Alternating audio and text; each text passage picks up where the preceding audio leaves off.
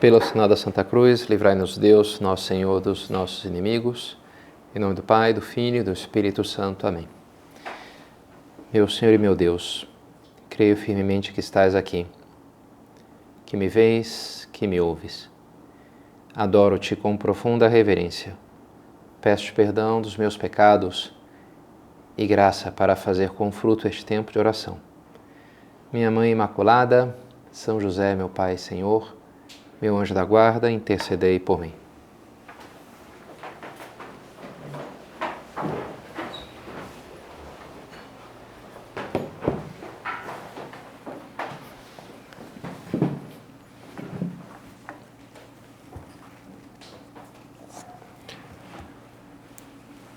Jesus jejuou durante 40 dias e 40 noites e depois disso teve fome.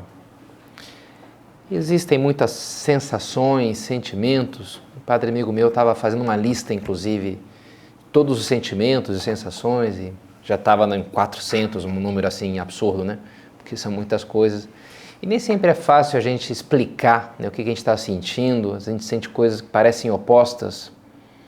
Uma pessoa, esses dias também escutava que terminou um livro e se sentia ao mesmo tempo meio deprimido, mas esperançado com aquilo. Agora tem umas coisas que são mais fáceis, né, de a gente expressar.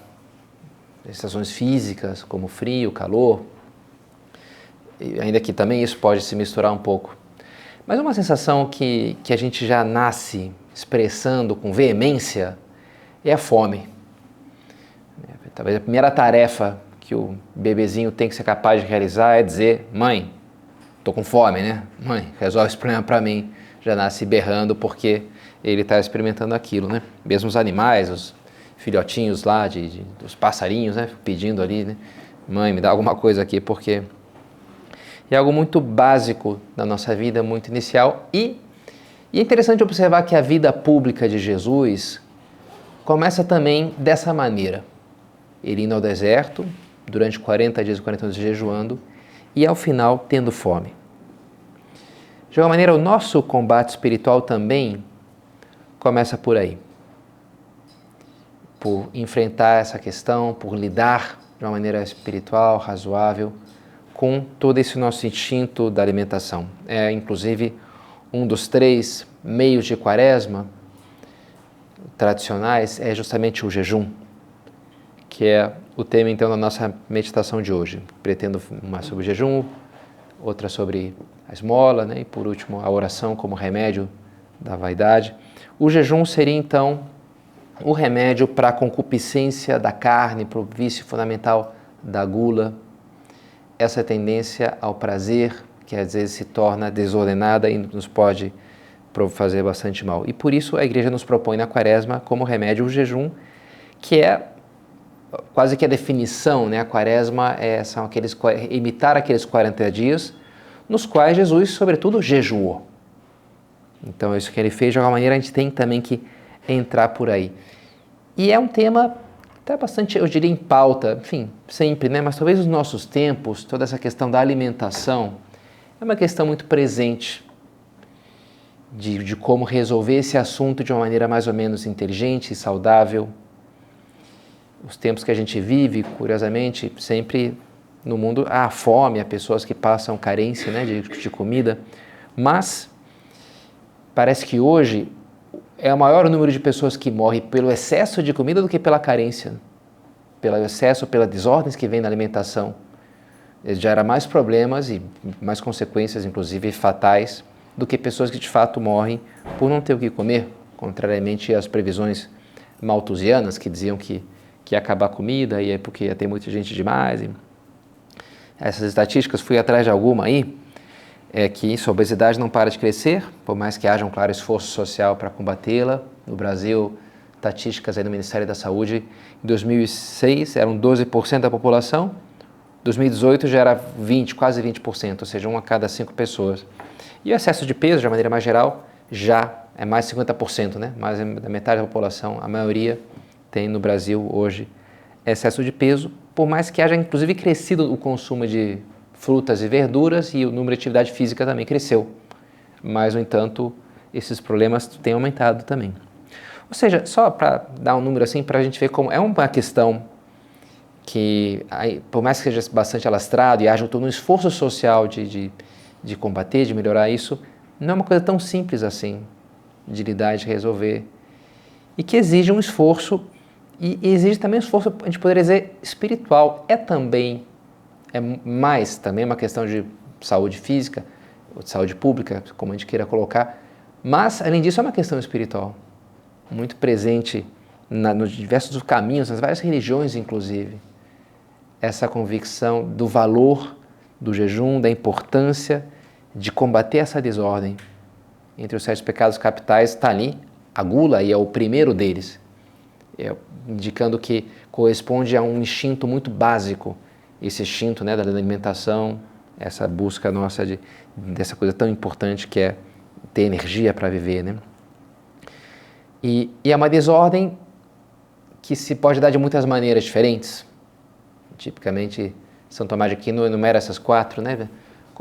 A quantidade, a qualidade, e o ritmo e a hora, né? Então, a voracidade, o que sempre está comendo fora de hora, comer muito, é coisa muito assim, caprichos, né? Coisa muito gourmet, cheio de reclama da comida, também isso é parte da desordem da gula.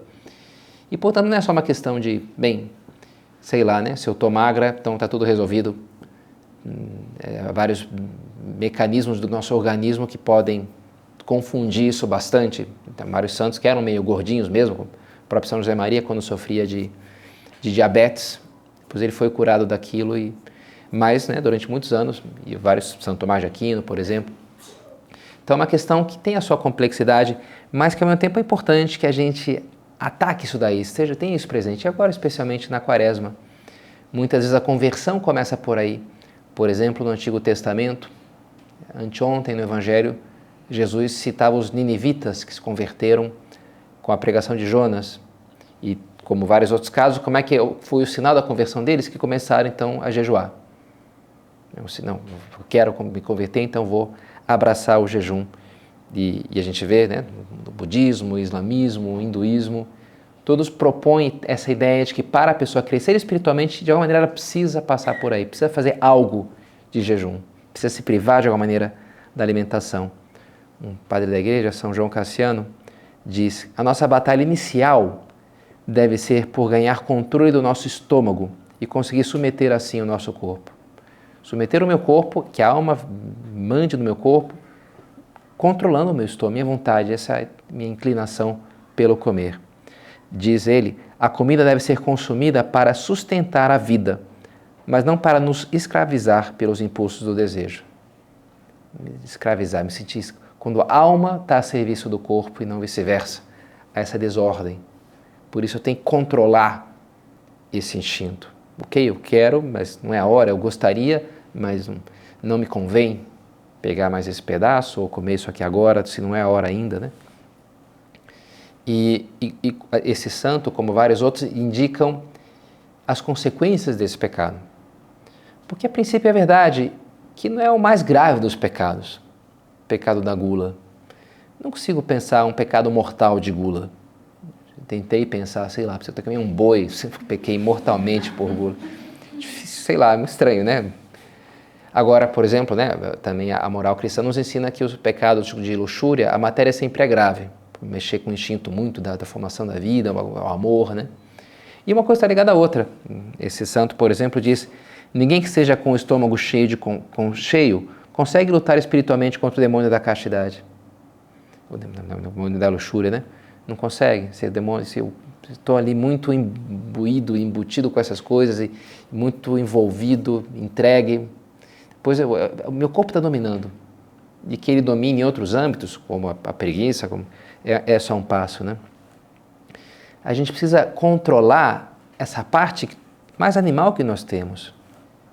Às vezes até na neurologia se fala, né, dessas partes do cérebro. Tem o córtex pré-frontal, que é a parte que é mais racional e que tem ali, está um pouco a moral, né, toda a questão do comportamento, esses freios morais que a gente tem, do que convém e não convém. E tem o sistema límbico, que é mais a raiz do cérebro, que é a parte mais automática dos instintos e, portanto, até mais rápida. Eu nem pensei e fiz, né? Reagir, me sentir acuado, já essa parte, porque a gente tem isso daí. E a gente pode focar mais numa coisa ou mais na outra. A gente pode se deixar levar mais para uma atitude mais racional diante das coisas ou deixar-nos dominar por essa parte mais instintiva, né? Virar bicho, a gente fala às vezes, quando a pessoa está dominada pela ira, virou bicho, né? Tá, o olho vermelho, a ira, né? Mas não é só com a ira que a gente vira bicho em vários aspectos da vida. Também quando a gente está de tal forma dominado pela coisa da alimentação que aquilo vai contra a minha racionalidade. Eu sei que eu não deveria comer isso, fazer aquilo, comprar esse cookie delicioso aqui que está na saída, típico da caixa, tem lá aqueles chocolates pendurados ali por apenas, não sei quantos reais. E não deveria, mas eu compro, né? Na hora, quero, né? Pronto, estou me deixando dominar. É importante que a gente lute com isso daí.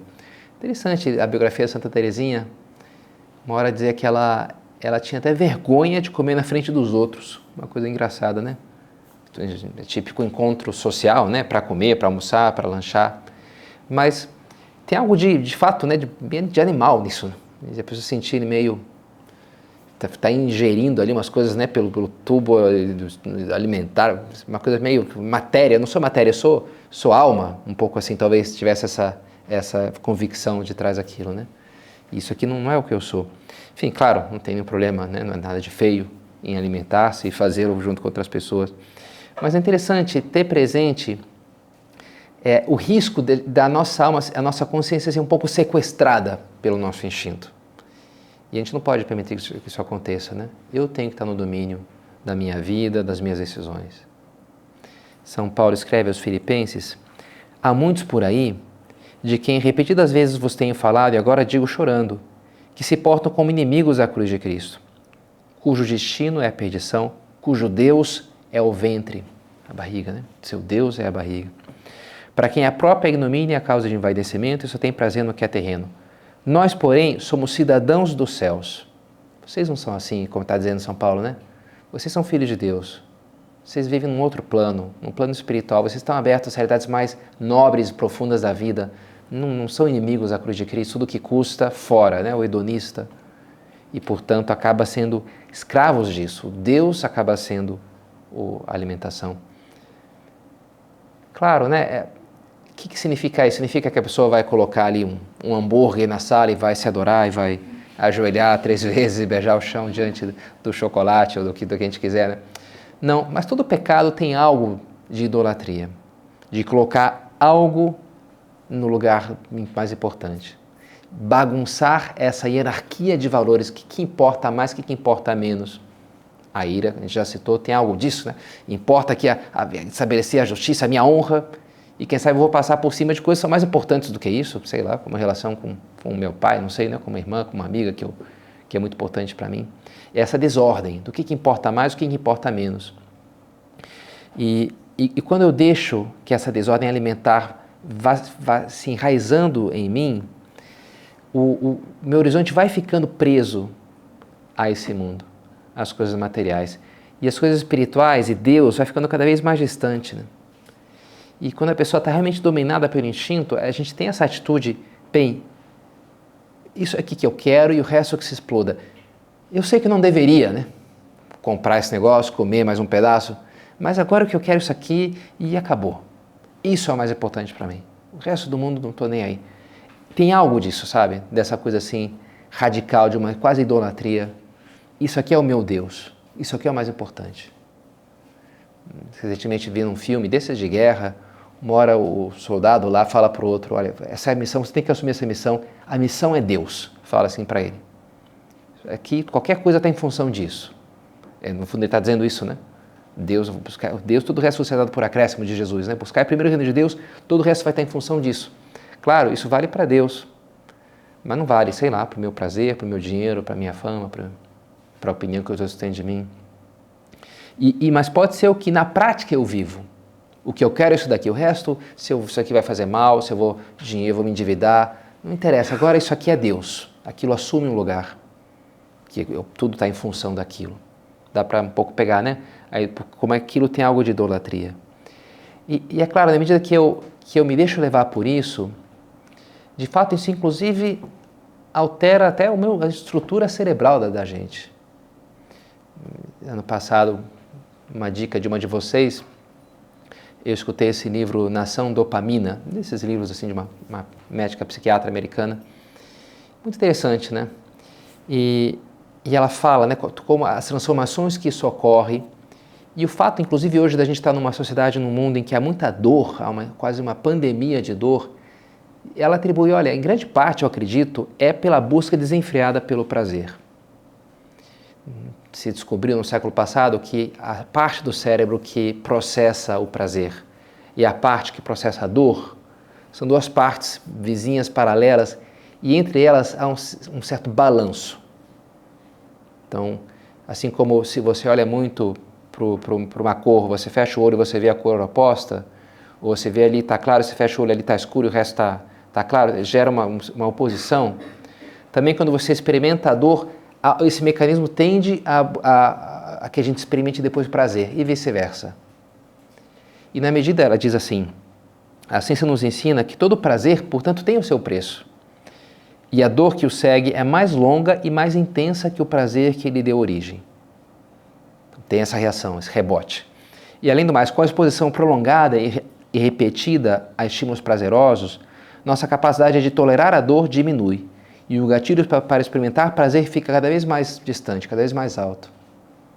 Então, menos coisas já me fazem sentir dor, me sentir chateado, me sentir uma coisinha boba, para mim já é um incômodo terrível. E pelo contrário, né, vai ficando cada vez mais difícil que eu realmente experimente um bem-estar. Na medida em que eu vou focando, como a nossa sociedade hoje hedonista faz, né? Tudo tem que ser fácil, tudo tem que ser na hora, tudo tem que ser o mais gostoso, tudo tem que ser o máximo. E isso não funciona. A gente não foi feito para viver dessa maneira. E isso acaba, de fato, modificando, o nosso cérebro acaba se especializando na busca daquela dopamina, daquele prazer, daquela fonte de alegria, nesse caso uma alegria física, né, fisiológica. Acho que já contei para algumas uma experiência que me chamou a atenção de um personal trainer que desde pequeno cuidou da sua saúde e trabalhava com isso e tinha uma dificuldade de entender a dificuldade das pessoas de assumir uma alimentação saudável. Porque para ele não fazia todo sentido, né? Cara, come isso aqui, não vê que está te fazendo mal. Não estou nem te pedindo para fazer uma coisa super difícil, que exige uma concentração. É só não fazer. É mais fácil não fazer, né? Não comer isso, aquilo, do que fazer algo difícil. Não pode ser tão difícil assim. Não cabia na cabeça dele. Porque as pessoas não conseguiam. Então ele resolveu fazer uma experiência que foi ele, então, engordar através de uma alimentação ruim, digamos assim, né? Para depois emagrecer. Ele chamou essa experiência de Fit to Fat to Fit. Em forma, gordo, em forma. E criou um site, era um blog que ele registrava tudo que estava acontecendo, né? Fit, aí 2 fat, 2 fit. 2 para parecer o tu, em forma para engordar. E a propósito dele foi engordar acho que 30 quilos, acho que foi, em 6 meses, uma coisa assim. E de fato ele fez, pesava 90 quilos, passou para pesar 120 em 6 meses. Comendo ali como um animal, né? E tudo foi piorando na vida dele. Ele vai relatando como tudo vai piorando. Ele começa a sentir vergonha do próprio corpo, começa a ter ciúmes da esposa, não quer mais sair de casa. A vida dele vai piorando em vários sentidos. E aí chega depois dos 6 meses a hora de voltar. Finalmente, né? Vamos voltar à vida normal que era. Só que nessa hora ele titubeia. Como é que é o verbo? Titubeia, muito obrigado. Titubeia. Ele fala, abrir mão dessa, voltar para aquela alimentação lá, ruimzinha, que eu tinha aquelas saladas lá, aquelas coisinhas, né? Sem graça que eu comia antes. Será que eu quero mesmo isso, né? Talvez eu esteja bem aqui, a gente pode ficar por aqui, tudo bem que tem os seus problemas, mas... E ele diz, a batalha principal foi a batalha psicológica, né? Porque ele dizia, porque eu me sentia frustrado com aquela situação na minha vida, e o meu consolo, o que era? Era aquele, vou lá, aquele chocolate, o bolo, essas coisas, o sorvete, se acabava naquele negócio que... E era o consolo que ele tinha. Eu vou largar isso aqui, que é o meu consolo, a única fonte, a única gotinha que eu tenho, né, de prazer na minha vida, eu vou abrir mão justamente disso. Como é que não dá para ficar sem isso? Então aquilo não fazia muito sentido. Mas enfim, a história termina bem, né? De fato, ele voltou e tal, né? Mas é interessante como ele fala isso, né? Como a gente cria esses mecanismos de recompensa, nosso cérebro se especializa. É isso aqui que me dá prazer. Então, até os neurônios mudam, crescem alguns neurônios, tem uns estudos assim, e que a gente fica muito focado naquilo.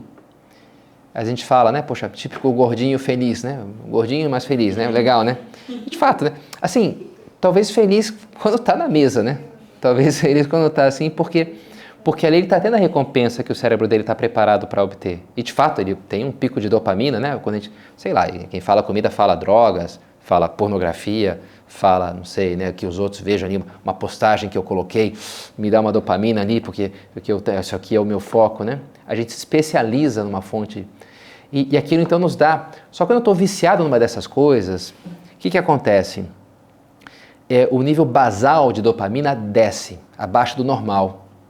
A pessoa tende a ficar mais chateada, mais deprimida, mais entediada com a vida. As coisas perdem o brilho, coisas simples que antes nos davam alegria, já não, porque a minha tolerância cresce, né? Então tem que ter uma dose, e aquilo que antes me dava um prazerzinho, agora já não me dá mais.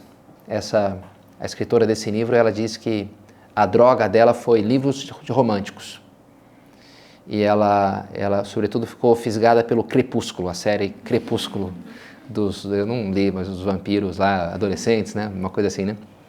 E ela leu 4 vezes a série. E ela, lógico, a segunda vez já não me deu tanto prazer que nem a primeira, né?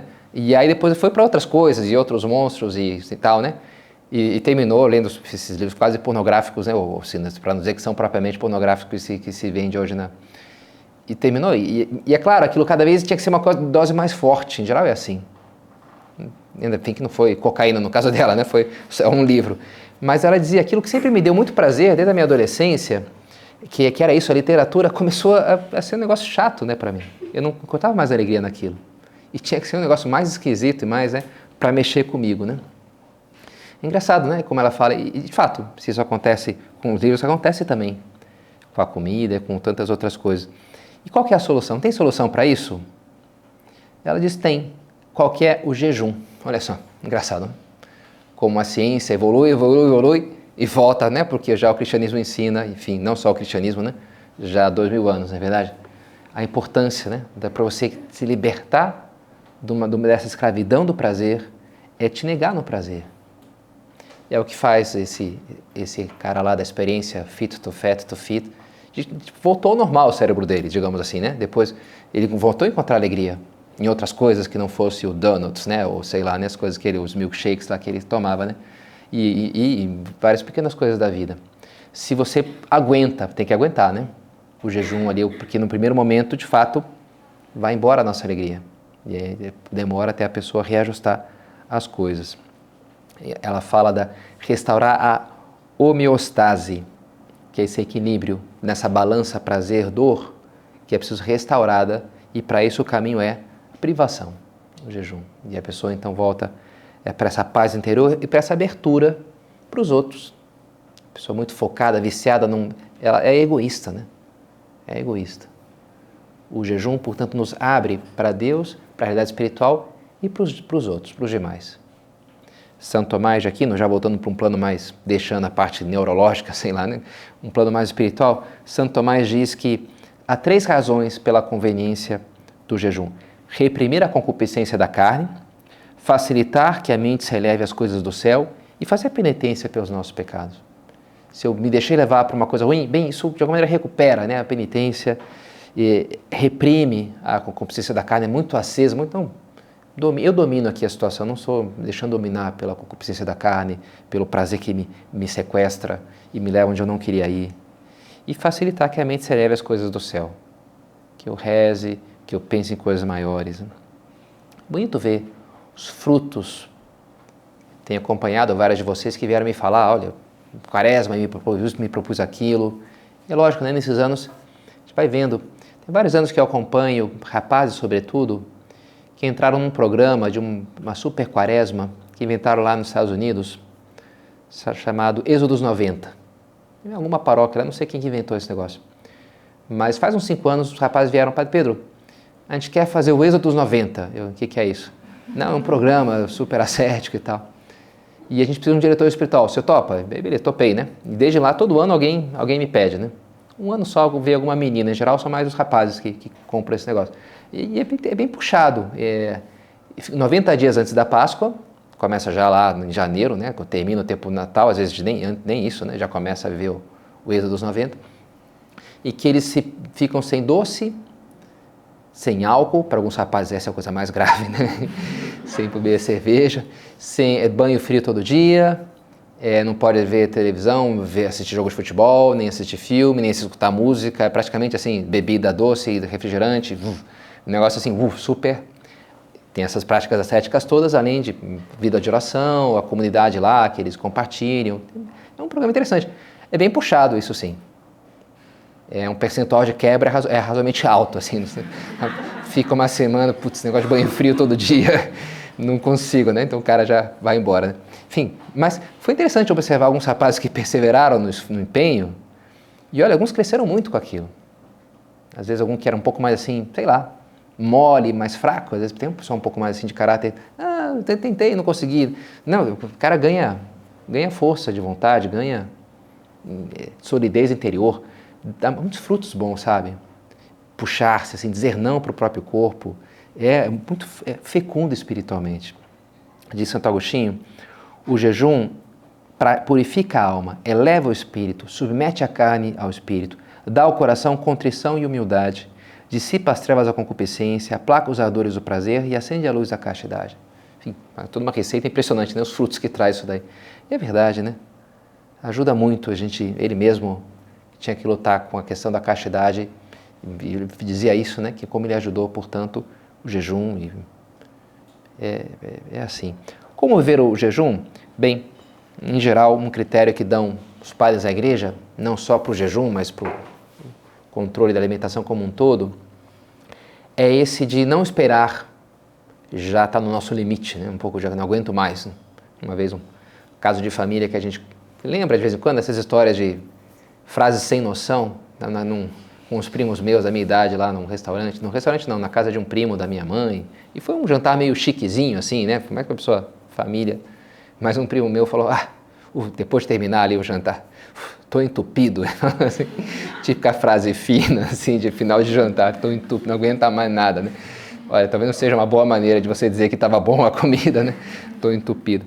Então, mas interessante, né? A gente come até também entupido, não cai mais nada aqui, né? Não, para um pouquinho antes, né? Para um pouquinho antes.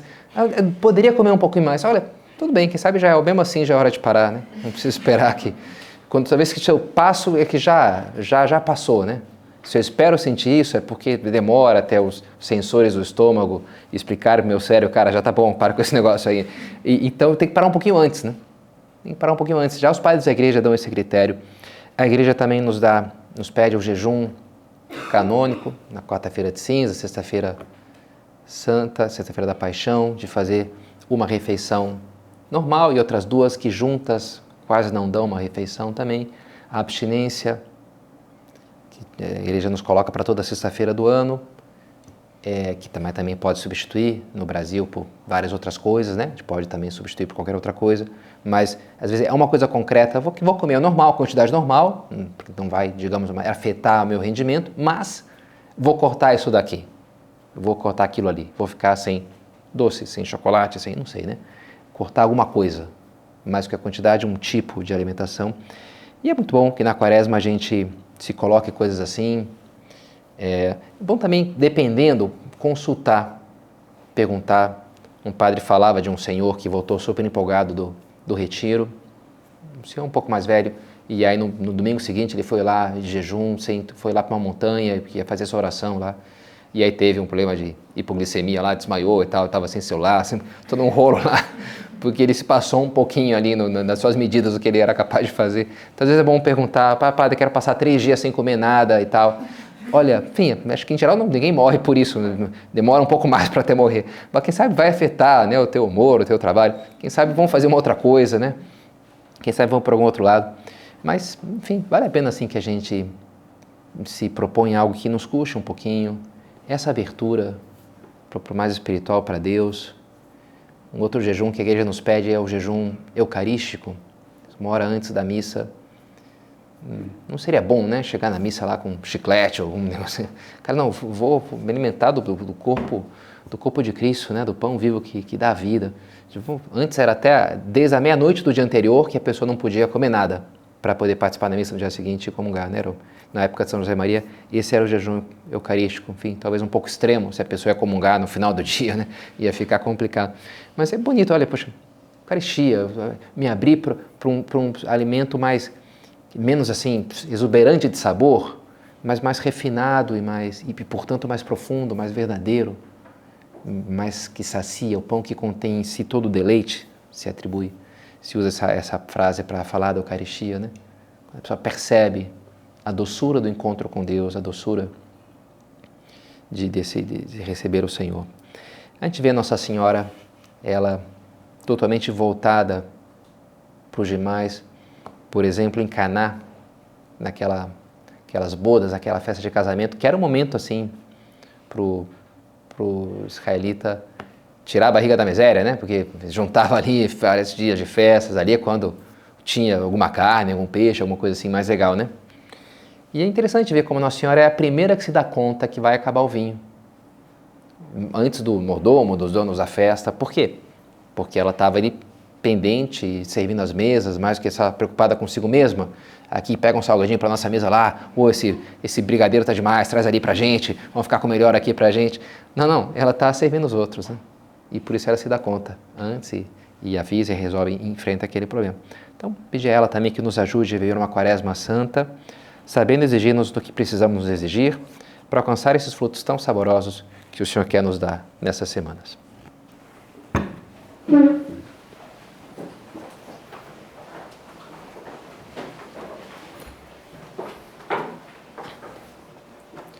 Dou-te graças, meu Deus, pelos bons propósitos, afetos e inspirações que me comunicaste nessa meditação. Peço-te ajuda para os pôr em prática. Minha Mãe Imaculada, São José, meu Pai e Senhor, meu anjo da guarda, intercedei por mim.